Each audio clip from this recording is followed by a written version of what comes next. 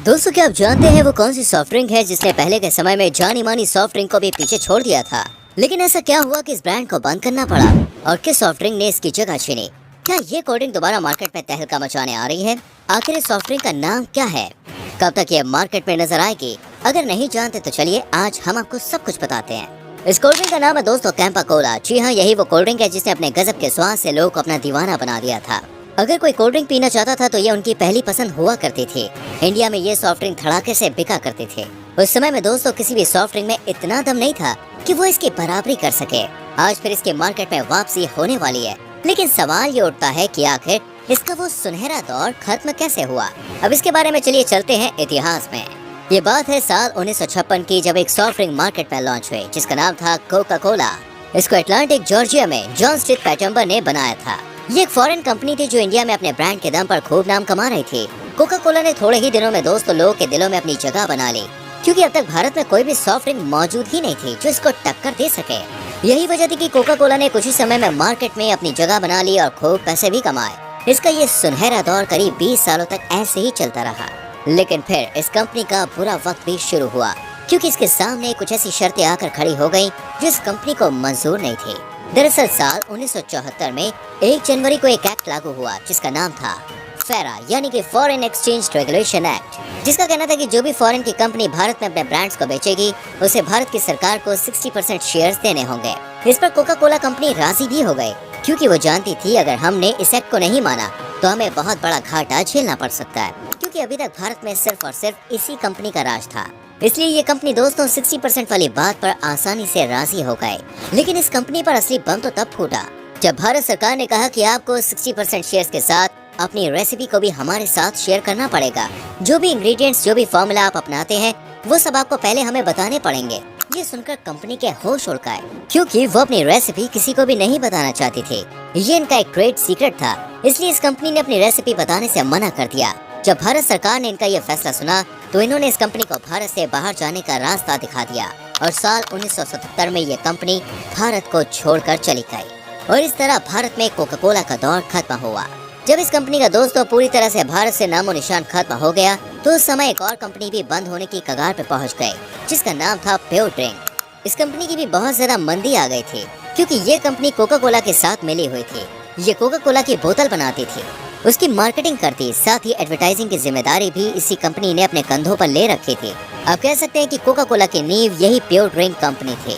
लेकिन जब Coca Cola पर यह कहर टूटा तो प्योर ड्रिंक के मालिक चरणजीत को भी इसकी भरपाई करनी पड़ी, क्योंकि जब कंपनी ही नहीं बची तो फिर ये किसके लिए काम करते। इस कंपनी में करीब 228 वर्कर्स काम करते थे, जिनको इस फैसले ने पूरी तरह से बर्बाद कर दिया था। इतने सारे लोगों का एक साथ बेरोजगार हो जाना चरणजीत सिंह को बिल्कुल भी गवारा नहीं था। इसलिए इन्होंने अपने वर्कर्स के लिए आवाज भी उठाई और साथ ही अपना गुस्सा भी जाहिर किया। लेकिन इन सबसे इन्हें कुछ भी फायदा नहीं हुआ, इसलिए इन्होंने दूसरा तरीका अपनाया। उन्होंने सोचा क्यों ना कोका कोला की जगह दूसरी सॉफ्ट ड्रिंक बनाई जाए, क्योंकि उस समय लोग कोका कोला के बहुत बड़े फैन हो गए थे। इसी बात का फायदा उठाकर साल 1977 को चरणजीत सिंह ने अपना एक ब्रांड बनाया जिसका नाम था कैंपा कोला। यही वो सॉफ्ट ड्रिंक थी जिसने कोका कोला की जगह ली और थम्स अप जैसी बेहतरीन सॉफ्ट ड्रिंक्स को भी पीछे छोड़ दिया। उस समय दोस्तों एक और फॉरेन की सॉफ्ट ड्रिंक भारत में राज करना चाहती थी, जिसका नाम था 777। इस कंपनी ने भारत में अपना नाम बनाने की बहुत कोशिश की, लेकिन इसको वो जगह नहीं मिली, क्योंकि लोगों को इसका टेस्ट बहुत ज्यादा अच्छा नहीं लगा। इसलिए कोई भी इसे खरीदने के लिए तैयार ही नहीं होता था। इस सॉफ्ट ड्रिंक की दोस्तों ऐसे ही मार्केट में वैल्यू गिरती गई और ये पूरी तरह से बंद हो गई। जब 777 पूरी तरह से डूबती जा रही थी, वहीं कैंपा कोला अपनी उड़ान बढ़ाती जा रही थी। वैसे तो उस समय में 777 के अलावा और भी बहुत सी सॉफ्ट ड्रिंक्स मौजूद थी। एक थी दोस्तों ड्यूक्स और दूसरी थी मैकडॉवेल क्रश। लेकिन ये कंपनीज भी कैंपा कोला के आगे दोस्तों टिक नहीं पाई। इसके बाद इसी साल में एक और सॉफ्ट ड्रिंक की शुरुआत हुई जिसका नाम था थम्स अप। ये भी साल 1977 को ही मार्केट में आई और कैंपा कोला का कंपटीशन बनी। लेकिन लोगों को अब तक कैंपा कोला का ही टेस्ट सबसे ज्यादा अच्छा लगता था, इसलिए थम्स अप भी लोगों के दिलों को नहीं भाई। 1977 में सिर्फ और सिर्फ कैंपा कोला ही छाई हुई थी और इसका ये टाइम करीब 1992 तक चला। कैंपा कोला ने अपने ब्रांड को सबसे बढ़िया बनाने के लिए दोस्तों बहुत से अलग अलग तरीके अपनाए, जिनमें से एक था एडवर्टाइजिंग। इन्होंने यूथ को ध्यान में रखकर इसके एड्स बनाए और इन एड्स के अंदर सलमान खान भी देखे गए। ये पहली बार था जब सलमान खान एडवर्टाइजिंग की दुनिया में दिखाई दिए थे। इस कंपनी की इसी खासियत को देखकर सॉफ्ट ड्रिंक ने बहुत पैसा कमाया। जब कंपनी ने देखा कि अब सिर्फ और सिर्फ कैंपा का ही राज है तो इन्होंने कैंपा के 2 और फ्लेवर्स लॉन्च कर दिए। एक था कैंपा ऑरेंज और दूसरा था कैंपा लेमन। इन दोनों के टेस्ट को भी लोगों ने बहुत पसंद किया और कैंपा के ये तीनों फ्लेवर्स मार्केट में खूब बिकने लगे। इस कंपनी का दोस्तों एक नारा था, द ग्रेट इंडियन टेस्ट, जो खूब चर्चे में रहा। इन्हीं सब को देखकर ये सॉफ्ट ड्रिंक सबसे टॉप पर आ गए। दिल्ली में इस कंपनी की 204 फैक्ट्रीज थी और पूरे भारत की बात करें तो कैंपा कोला की 50 से भी ज्यादा फैक्ट्रीज पूरे भारत में मौजूद थी।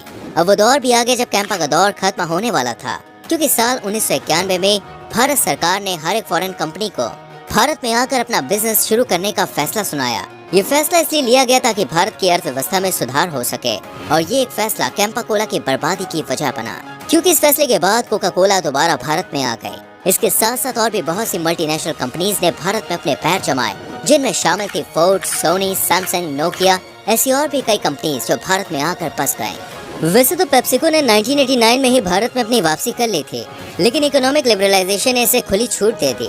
अब मार्केट में 3 जानी मानी सॉफ्ट ड्रिंक्स का दौर था, कैंपा कोला, कोका कोला और पेप्सी। लेकिन कैंपा कोला इनके सामने नहीं टिक पाई और अब मैदान में सिर्फ 2 ही मल्टीनेशनल कंपनीज मौजूद थी, पेप्सिको और कोका कोला। मार्केट में ये अपने खूब पैसे भी खर्च कर रही थी ताकि लोग इन्हें देखकर इनके सॉफ्ट ड्रिंक्स की तरफ प्रभावित हों, और ऐसा हुआ भी। लोगों की जहां पहली पसंद कैंपा कोला हुआ करती थी, वहीं अब लोग कोका कोला और पेप्सी को ही पीना पसंद करते थे। ऐसे ही धीरे धीरे कैंपा कोला और जो दूसरी सॉफ्ट ड्रिंक्स थी, उनका दौर खत्म हो गया। साल 2001 में और कंपनीज की तरह कैंपा कोला को भी अपना दिल्ली बेस्ड बॉटलिंग प्लांट खत्म करना पड़ा और साल 2009 में कैंपा कोला सिर्फ हरियाणा तक ही सीमित रह गई। अब इसका प्रोडक्शन दिन पर दिन कम होता गया और ऐसे ही कैंपा कोला का मार्केट में नामो निशान खत्म हो गया।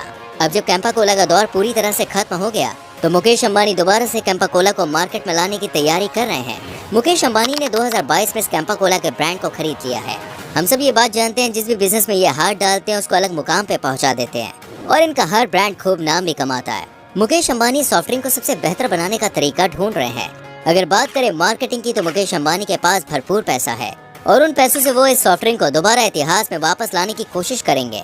अविनाश गौरव शंकर, जो कि दोस्तों प्रॉफिट मार्ट सिक्योरिटीज के हेड रिसर्चर हैं, उनका कहना है कि कार्बोनेटेड सॉफ्ट ड्रिंक को बनाने के लिए सिर्फ 2 ही चीजों की जरूरत होती है, वो है पानी और चीनी। और गर्मी के मौसम में तो लोग इसे बहुत ही ज्यादा मात्रा में लेते हैं। पानी ही इस कैंपा कोला का बेस है, जो मुकेश अंबानी के लिए बहुत ही फायदेमंद साबित होगा, क्योंकि जहाँ एक सॉफ्ट ड्रिंक में पानी मिलाया जाता है तो उसकी 1 लीटर की लागत करीब 102 रुपए तक की होती है। वहीं अगर ये लोग इसे पूरी तरह से तैयार करके मार्केट में बेचते हैं तो इस सॉफ्ट ड्रिंक की 750 मिलीलीटर की बोतल 40 रुपए की मिलती है। इससे आप अंदाजा लगा सकते हैं कि ये कैंपा कोला मुकेश अंबानी के लिए वरदान साबित होने वाली है। किसी भी सॉफ्ट ड्रिंक के फेमस होने का सबसे खास फॉर्मूला है उसकी एडवर्टाइजिंग। एक रिपोर्ट के अनुसार कोका कोला और पेप्सिको ने मिलकर एडवर्टाइजिंग पर करीब 924 करोड़ रुपए खर्च किए थे। इसलिए ये दोनों ब्रांड आज तक अपनी मजबूत पकड़ बनाए हुए हैं। वहीं अगर बात करें कैंपा कोला की तो इसने एडवर्टाइजिंग पर दोस्तों एक टाइम के बाद पैसे खर्च ही नहीं किए, इसलिए ये सॉफ्ट ड्रिंक दिन पर दिन डूबती गई। क्योंकि आप तो जानते हैं जो दिखता है वो बिकता है, ये बात बिल्कुल सच है। लेकिन दोस्तों अब इस कंपनी को ऊपर उठा कर लाने की कोशिश कर रहे हैं मुकेश अंबानी, जो इसकी एडवर्टाइजिंग पर भरपूर पैसा खर्च कर रहे हैं और इसलिए ये कंपनी दोबारा मार्केट में अपनी जगह बनाने को पूरी तरह से तैयार है। वैसे आप मुझे बताइए, क्या ये दोबारा अपनी जगह मार्केट में बना पाएगी या फिर नहीं, और आपकी फेवरेट सॉफ्ट ड्रिंक कौन सी है ये भी लिखे। वीडियो को लाइक करके शेयर भी करना और आने वाली वीडियोस को देखने के लिए चैनल को सब्सक्राइब करके बेल आइकन प्रेस करें, जिससे आने वाली वीडियोस आपसे मिस ना हो। हम मिलते हैं आपसे अगली वीडियो में। अपना बहुत ख्याल रखें। Bye bye, take care.